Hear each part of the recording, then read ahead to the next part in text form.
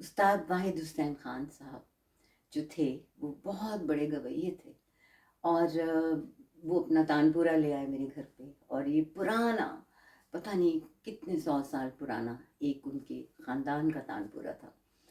वो ट्यून करके वहीं रख जाते थे। तो एक बड़ी एक रूहानी सी एक स्पिरिचुअल जगह हो गई आर्ट के लिए वो।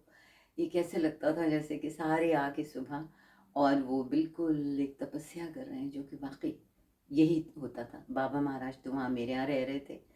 तो वो फिर वाहिद हुसैन खान साहब सुबह होते ही वो आ जाते थे, सफ़ेद उजले कपड़े पहने हुए, और आके, और इस कदर नेक इंसान, वो रियाज करते थे। और जब वो सुर लगाते थे, मैं आपको बताऊं, मेरे कानों में आज तक उनका सुर है। और इस तरह वो सुर बस गया है कि मैं आपको खुद तो लगा के नहीं बता सकती, लेकिन ये है कि वो कान मेरे इन लोगों ने सुरीले किए कि मुझे सुर सुनने की कुछ थोड़ी बहुत तमीज़ आई इन लोगों को सुनने से। फिर ये कि बहुत बड़े एक कव्वाल हमारे यहाँ गुजरे हैं, गुलाम फरीद साहब, गुलाम फरीद साबरी कव्वाल। वो भी बाबा को बहुत प्यार करते थे, मुझे भी, मुझे तो इन्होंने सब ने बहुत प्यार किया। वो भी आ जाते थे कराची में। और फिर हमारे यहाँ महफिलें भी होने लग गई। मतलब है कि मैं और बाबा महाराज, और फिर कवाली हुई, और पता नहीं क्या क्या। वो जो साल था वो हमने इस तरह गुजारा। और अब हम दाखिल हो गए हैं 1978, जो कि असल में मेरी एक सीरियल शुरू हो गया पीटीवी में। अब मैं आपको उसका किस्सा बताती हूँ, लेकिन फ़िलहाल 78 के शुरू में बाबा महाराज को लाहौर वापस जाना था, तो वो चले गए।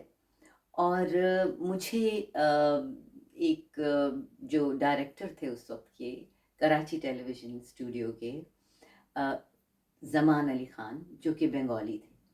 अब आपको पता है कि बंगाल में डांस को, डांस आर्ट को, और क्लासिकल को, गाने को, बजाने को कितनी इम्पोर्टेंस दी जाती है।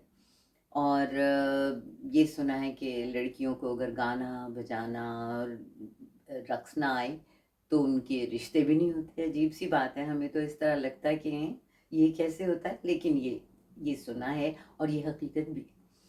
बहुत सुरीले लोग होते हैं वो। और असल में आपकी जब किसी चीज़ में इस तरह का फोकस बन जाता है ना, तो आपको वो फालतू वक्त गुजारने का वक्त ही नहीं होता, ना आपका ध्यान इधर उधर होता है। तो आप सोचें कि आप एक चीज़ को पका रहे हैं। और तपस्या, रियाज का मतलब भी यही है, मैंने पहले भी जिक्र किया है कि तपस्या है रियाजत। यानी कि तपस्या का मतलब है कि to burn in the kiln. जो फायर होती है ना, वही पॉट को पकाती है। जब आप एक पॉट बनाते हैं इतने प्यार से हाथ से, और उसको फिर आप उसमें रखते हैं भट्टी में, जिसे हम किल कहते हैं, उसमें रखते हैं जब, तो वो फिर पकता है जाके, नहीं तो पहले तो कच्चा होता है। तो यही है रियाजत। और यही जो चीज़ है वो मुझे मैसर हुई इन लोगों को सुन सुन के।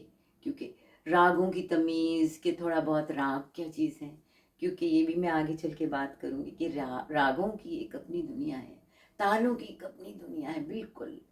मतलब जो बुज़ुर्गों ने ये सारे आर्ट्स डिज़ाइन किए हैं, मैं तो सलाम करती हूँ उन्हें कि उन्होंने किस तरह ज़िंदगी को पिरोया है इसमें। जैसे कि माज़ी, अब माज़ी जो है वो आप विलंबित से भी मिला सकते हैं। विलंबित का मतलब होता है धीमी लय, हल्की, ठीक है, स्लो टेम्पो। फिर मध्य आती है बीच की, जो हाल है, जो अब हाल है, माज़ी हाल। और द्रुत, द्रुत का मतलब है आने वाला कल। तो इस तरह भी आप इसको देख सकते हैं, क्योंकि ये सारी आर्ट्स इस तरह प्लान हुए हैं, इस तरह डिज़ाइन हुए हैं कि ज़िंदगी में समाये हुए हैं, वो ज़िंदगी का हिस्सा हैं।